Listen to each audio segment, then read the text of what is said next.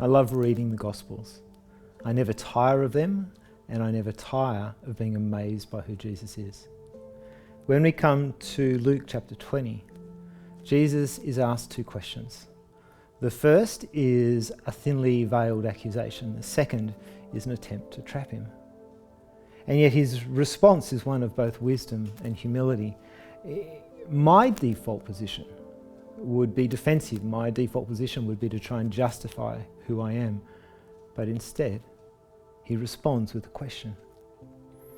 When we read through the Gospels, we understand that Jesus asks more questions than he gives answers to. His response to the questioning of his authority is to simply ask a question. Well, what about John's authority? Where did that come from? His response to the question of paying taxes to the emperor is just simply beautiful in its simplicity. There is wisdom in asking good questions. Jesus' questions back to his accusers, but also Jesus' questions to us, cause us to reflect on the assumptions that we come with. Causes us to think about the motives that drive us. And a good question invites us to come to a fresh understanding of truth. As I read Luke chapter 20, I'm struck by the fact that Jesus came to earth with all authority, and yet he chose not to display that authority to the crowd or to the religious leaders who questioned him, but instead he asked them a question in return.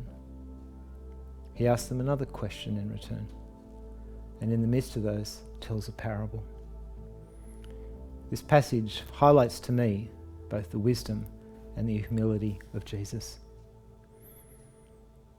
In the lead up to this Easter, I never want to tire of the story of who Jesus is. His journey to the cross speaks of a love that is beyond measure and a wisdom that is beyond my understanding. Jesus could have done anything, but he chose the cross. And so as I lead up to this Good Friday and to this Easter Sunday, my response is one of humble worship of my God and my King.